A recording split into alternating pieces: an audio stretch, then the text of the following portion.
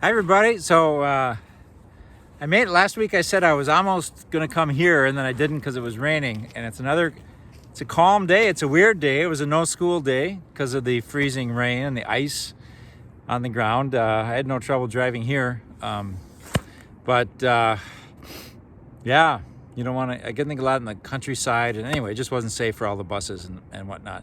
So this camera is a little precariously perched on a. I don't mean to look too much like Cleopatra here, but it's the only way I can get in the screen. So let's just do some parish news first. I got a few this or that, and then the other thing kind of things.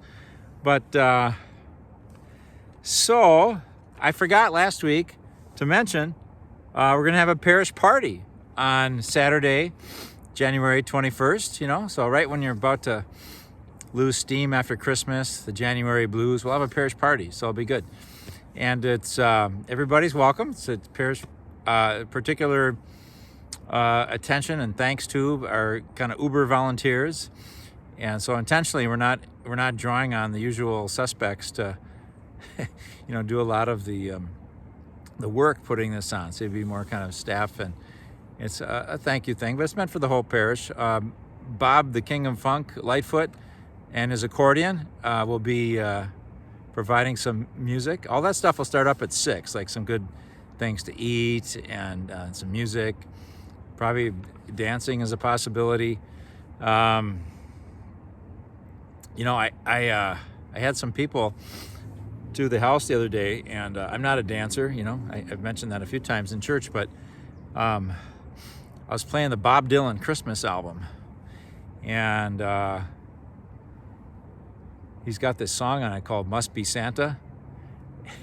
Who's got a big red shiny nose? Santa's got a big red shiny nose. Ho, ho, ho, shiny nose. Must be Santa. Must be.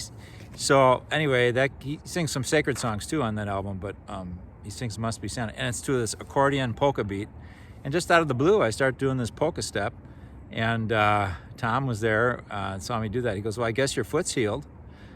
So yeah, I can't use that for an excuse anymore. Yeah, foot's doing good. I had that surgery on October 26th, and I can still feel it. I'm not quite walking normally yet, but I climbed up here. I'm on top of Mount Simon, so I guess I'm doing pretty good. The whole goal is to be feeling good by the time I went to the Holy Land, which God willing I will do with 47 others on February 2nd. So there's I think the COVID stuff's under control. We had to cancel it 3 times because of COVID issues, and I don't think that's going to be a problem now. But they got some people provoking a lot of hostilities over in Israel right now politically. It seems like it's always the case, but there's like a new government now, and in order to get power, the prime minister had to make a coalition with some pretty hardliner.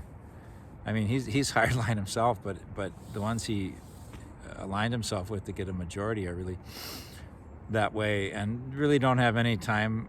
It's just for Palestinians, and think everything belongs to us, everything should be ours kind of thing. And so that whole tension is doing some provocative actions, and so I hope that doesn't blow up in our face. We'll see. We'll be okay. But pray for peace in Ukraine continually, and I'm starting to pray for peace in the Holy Land as we prepare to go over there. So let's see. So that party. So that'll be the 21st. It'll be after Mass. You can go down to Rourke Hall, and then things. Father Schultz is going to concelebrate at the Mass on Saturday the 21st, and then be part of the party. And if they do a polka, if Bob plays a polka, I might just try to grab someone and polka. So there, I said it. We are having a couple extra days for the parish photo directory, so we had a nice response from people. A couple of snow ice events kept people away, and a lot of rescheduling had to happen. And anyway, there's going to be 2 scheduled new days, a Friday and a Saturday, February. I didn't write the dates, but I'm pretty sure it's. See, I get back on the 17th. I think it's the 17th or 18th, or the 18th and 19th, but it's a Friday and a Saturday. Okay, and the Friday times will be from 2 in the afternoon until like 9 at night, and then the Saturday times will be between 10 o'clock and 3:50. It'll end before Mass. Okay. So you can call the office to sign up. You can sign up online. You can sign up after Masses this weekend on the big board in the gathering space. Okay, so those are two big things: parish party, directories. We had the good fortune of having Elizabeth, who's talented at music and vocal teaching, and who wanted her daughter to be part of our youth choir that we're trying to form, but we lacked a director. Well, she said, well, I can do that. So we got a youth choir director. So I believe it's for kind of all ages. You can kind of sing. So was it 3rd grade and up, 2nd grade and up, something like that, including high school. And so that will be like every Wednesday when there's religious ed classes going on from 5:30 to 6:15. And you can sign up on the web. You can kind of show up and sign up as you come. Dates for practices and I don't want to say performances, because our church choirs aren't performers. They're ministers. They serve us. So for dates for practices and liturgical responsibilities, times when you can go to Mass to sing and lead the congregation, or there's a website link on the music tab. Okay. Speaking of religious ed, it seems kind of nice out here now, but I guess some of the side streets and there's a lot of, the basic policy is when the schools cancel, religious ed cancels. So it's like the 3rd Wednesday in a row there's been no religious ed. Kelly said our teachers are going to not only forget the names of their students, but their faces. So that's too bad. It seems like the Wednesdays have been I often complain that the bad weather comes in on Saturdays and Sundays, but I guess this year it's been a lot of Wednesdays, and that's our religious education night, right? Okay. Sherry just emailed me today, said if you're looking for something for your chat. So a lot of our parishioners volunteer at St. Francis Food Pantry. It's a great, it's a Catholic food pantry in town that the Sisters of St. Francis started, and there's lots of good places. It doesn't have to be Catholic to support a food pantry. We just want to feed the hungry, but it is a nice outreach that the church does. And so we have some posters up, and she said there's a thing now with the posters. How many of you done this a few times. It works pretty good. QR codes. So the posters have like a QR code, and then you take a picture of it, or you at least aim your camera at it, and then a little link to a website will appear. Then you punch it, and then it takes you there. Anyway, I guess it's a way to donate cash to the food pantry. It's a way to find out how far a $5 donation will actually go for a food pantry, and some more information. So you can always just go to their website too, but you might see those posters around church, and then you can just hold up your phone if you have one of those and scan the QR code. Okay, pool tournament. No date set yet, but we're going to have a pool tournament. Haven't had one since COVID. Donovan Molitor refelted the table downstairs at the old rectory, the parish office building, and by golly, we're going to play pool again. Usually we did it the weekend before the Super Bowl, and so not to have a conflict with football fans watching their playoffs. Used to be the Packers, and not this year, and we'll do it after it, but this year I'm in the Holy Land during that week before the Super Bowl, so scheduled to be anyway. I keep saying God willing. Boy, I hope we can go. But anyway, so that's coming. Little teaser. Probably late February, early March. Some Sunday afternoon.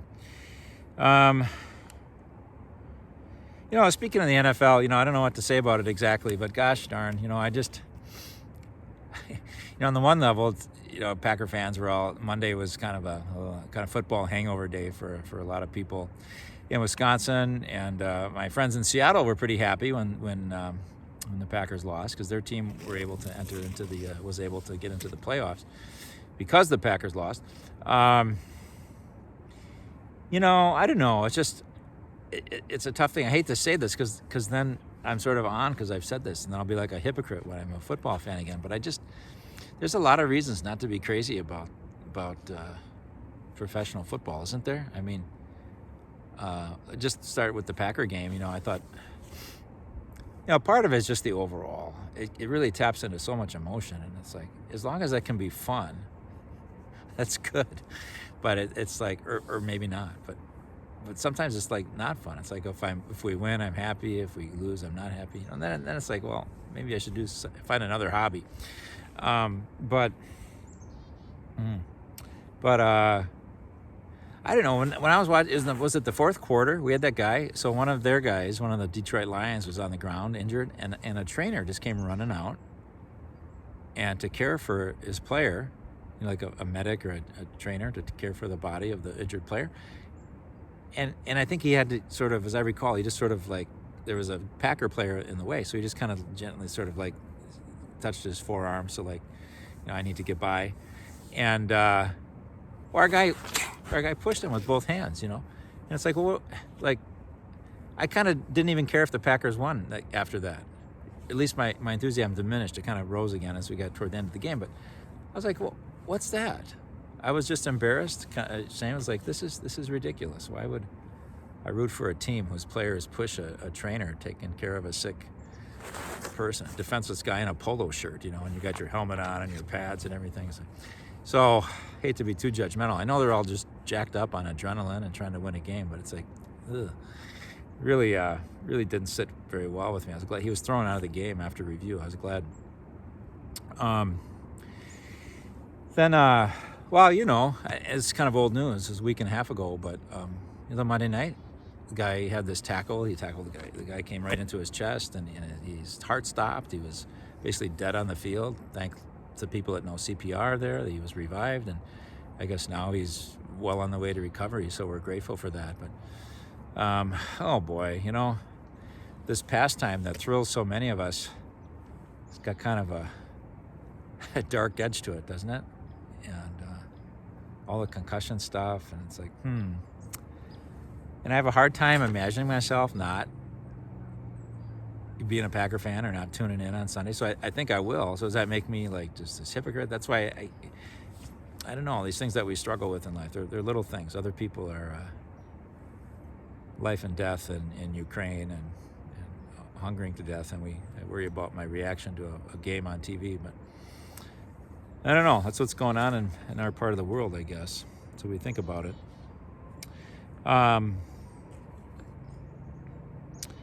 Hey, anybody watching The Chosen? I am loving season 3. So it's this drama about Jesus and his followers. And this week's episode that was released was about, you might recognize the biblical names Jairus. That's hard to, Jairus. Usually it's pronounced Jairus. Maybe more in Hebrew it'd be Yairus, but it says that. So Jairus and his daughter is dying, and then in the middle of that story, there's this woman who's been bleeding for 12 years and spent all her money on doctors who've only made the problem worse. And she hears Jesus is around. If I can only touch his garment, I'll be healed. Anyway, they make a whole episode out of that. I think they do such a great job of reading between the lines. And I know it's just their imagination. We don't know exactly what happened or how. There's something about, and that music comes in at just the right times to sort of inspire your heart. Maybe it's because those stories are so famous to us. When I see them portrayed, and there's the real people, and you can see the desperation on the woman's face, and everyone trying to tell her to stay away and don't touch him. You'll make him unclean, and stay away, stay away. And she just kind of knifes through people and just takes a lunge and just touches the rim of his garment and knows immediately that she's healed. And then in the story, Jesus, who touched me, and the details that we know from the Bible. And then more, it's like he just sits next to her on the ground, and you are you're my child. I love you. It's the healing that follows the cure, and just anyway, the love. Anyway, I just thought it was so beautifully done. I think there's 8 episodes this season, or 10. Not that many. I think 8. I think there's 3 more. I think they all get in before I go to the Holy Land, so I'm so glad to see that. But if you get a chance, it's online. Just kind of Google around, and I think they're quite good. And a common denominator. I was telling the staff today, I think I say they're common denominator. I mean, they reach across Christian faith. So I went to a chosen event last year, pre-Christmas, and I could tell everyone there like had a sort of a different take on Christian spirituality probably than I would.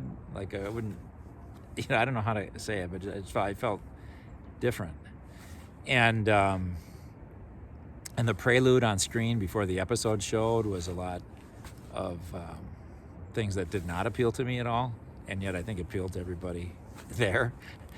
And yet the show was great. And anyway, I don't know how much of a movement this thing, The Chosen, is, but it's I think it can kind of bring people together around Jesus, which I'm sure is the whole point of doing it. And there's a Catholic scholar, a Bible scholar on the committee that reviews and edits the episodes and things like that. It's an ecumenical kind of deal.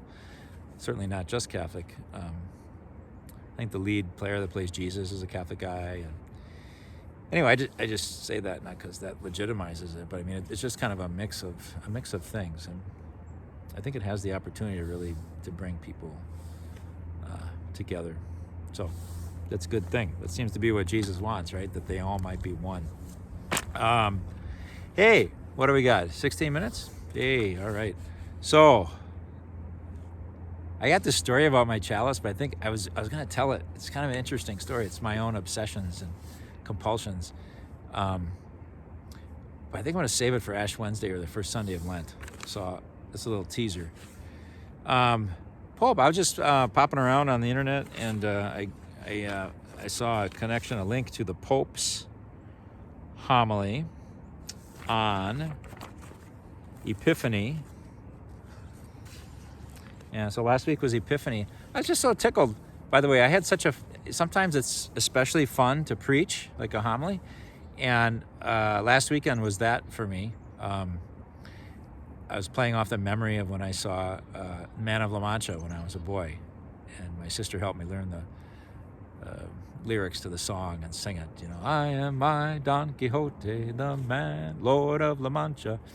And then I talked about that song, The Impossible Dream, and sang a few bars. And just the idealism of the Magi following the star, and Don Quixote and Man of La Mancha to reach the unreachable star. This is my quest, to follow that star, no matter how hopeless, no matter how far, to fight for the right without question or pause, to be willing to march into hell for a heavenly cause.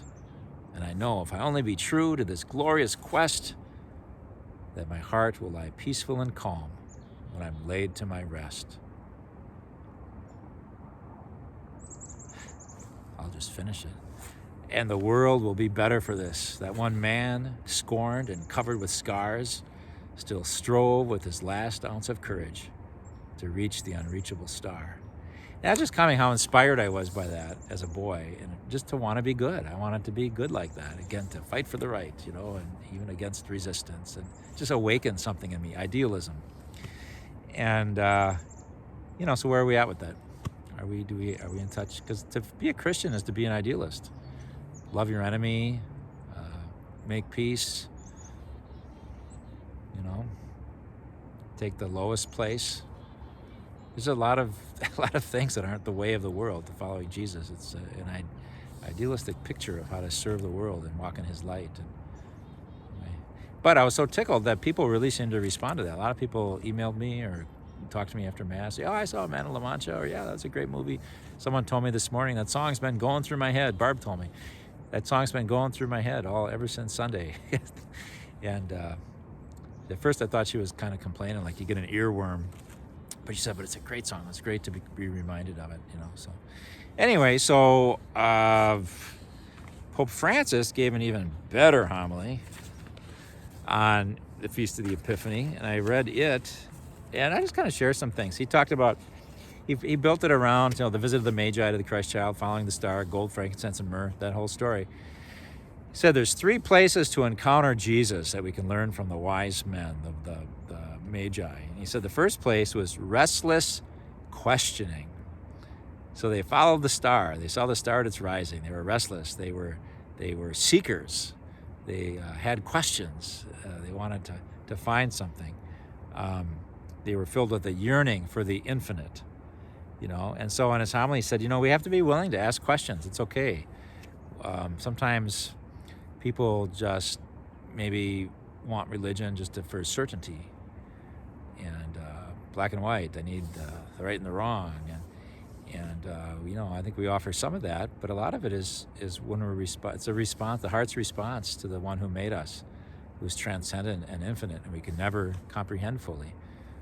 St. Augustine famously said, if you have comprehended, what you've comprehended is not God, because God can't be comprehended. And yet we like to have control, we like to comprehend, but to live in kind of a mystery of not knowing everything and needing to be led or guided, with our questions. It's good. I was commenting on one of our teachers at Regis that goes to St. James, and I think she's good at that. I sat in on one of the classes last year, and the students were just full of questions. And she'd try to. It's hard when people have these ultimate questions. Why do good people suffer? Or that's a big one. Or why did God make the world as it is? Or, what do we do with all the desires that we have in our hearts? Anyway, to be able to both say good question, to encourage the questioning, and also maybe shed some wisdom or to talk about it, to explore that a little bit, but not just to kind of end the question with a definitive answer on some questions that maybe don't have definitive answers. Like questions like, the Pope says, where do I find happiness? Where do I find that fullness of life to which I aspire? Where do I find a love that does not fade away? A love that endures even in the face of failure, frailty, and betrayal. What hidden opportunities are present in the midst of my crises and sufferings, he asks. These questions that drive us, right? And he said the key to spiritual growth and greater union with Christ is asking those questions, being attentive to the questions. And he says what the more common path, though, is to consume what he calls tranquilizers of the soul. They sedate our inner restlessness and our questions, and they just kind of, they give us something else to feel that we can control. Could be everything from harmful addictive substances to Cheetos. Maybe they're an addictive substance too, or activities. We kind of know what we enjoy in the short term and makes us feel good. Sometimes it's, and I'm no good at this. That's why I think I know what I'm talking about. Because in this case, just to be able to sit when I'm feeling restless and not turn to whatever tranquilizer of the soul of my choices at that moment, and to speak my heart. Why am I feeling uneasy? Why am I restless? Speak it to God. Speak it to Christ, and then listen. I have something why don't I just say it right now? I'll get back to the Pope's homily, but reading this book for book club, right?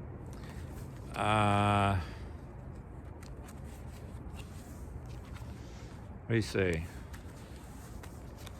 When I face challenges to want to turn to external answers or quick fixes to cover up my difficulties, that's what we're just talking about. But that doesn't always work. In fact, it rarely works. What I need to do is to go to the desert of my heart. Bring all I am struggling with to God and sit and wait in trust. It's easier to go grab a cookie, isn't it? To bring all I'm struggling with to God and to sit and wait in trust. That's beautiful. It's not so easy, right?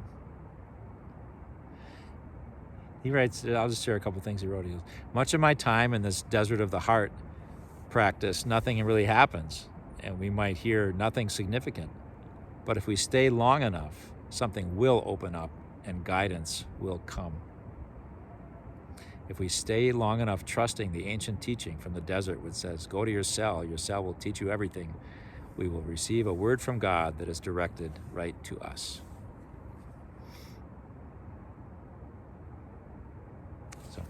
So some encouragement for people to kind of hang in there with the restlessness. So anyway, that's one thing that the Pope says in the Epiphany homily. Oh gosh, what am I doing here?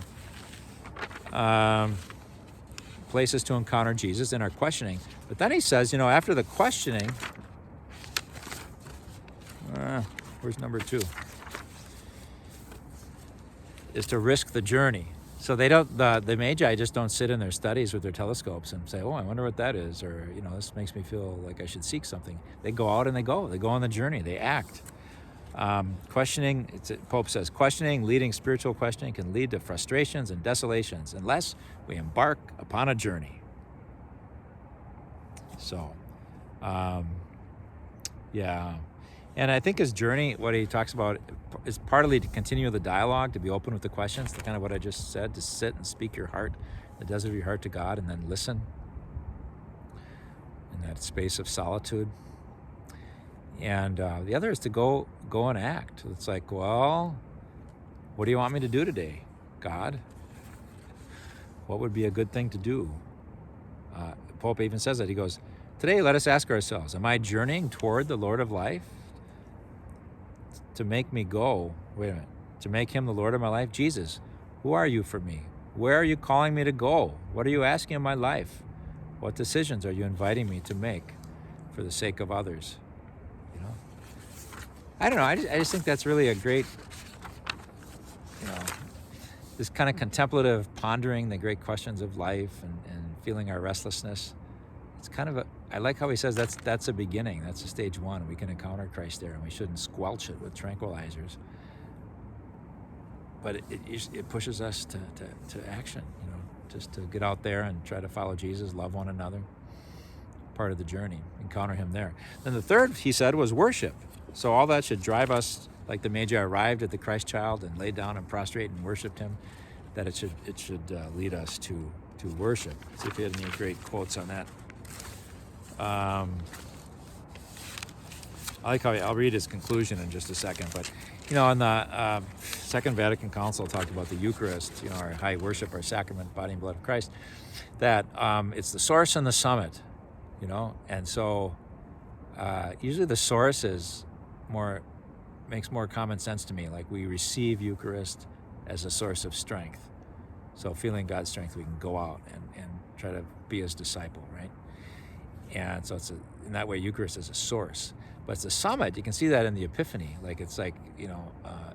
It's their destination. What higher place is there than to arrive at Christ and to offer him your gifts and to bow down, And so, like in the midst of our things, so if we're out there trying to do a good job with worship, with discipleship and following God, and then to come back to church and to worship him and to feel like, I've done my best, I've failed, Lord have mercy, Christ have mercy, Lord have mercy, but, pick me up, I'm going to try again, I'm glad to be here with you. So let me read this. Well, I'm getting close to 30. I might be able to finish before 30. Wouldn't that be something? So he says, let us worship God, not ourselves.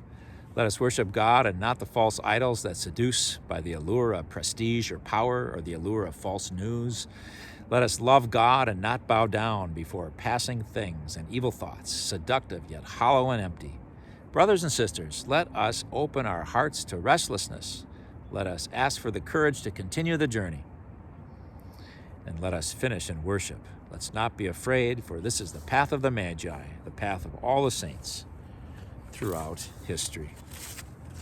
Very nice.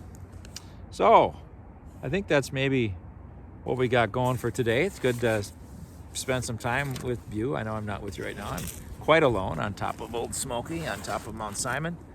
I'll just give you a little bit of a look here at what I'm looking at. It's kind of nice, right? That's back towards St. James there. And it's just a nice little rocky outcrop peak. So God bless you, everybody. Let's have a prayer. Loving God, you speak to us in the silence of our hearts. Sometimes we feel quite alone without other people around us, or maybe without a sense that you are with us either. We ask you to be with us in those times of desolation. Help us to trust in the spirit of Advent, which we just observed, that those who wait are rewarded by your wisdom in your presence and greater confidence, the ability to withstand the challenges of life and go forward in confidence that you are with us. So God bless you, everybody, and we'll check in with you next week. All right? Bye now.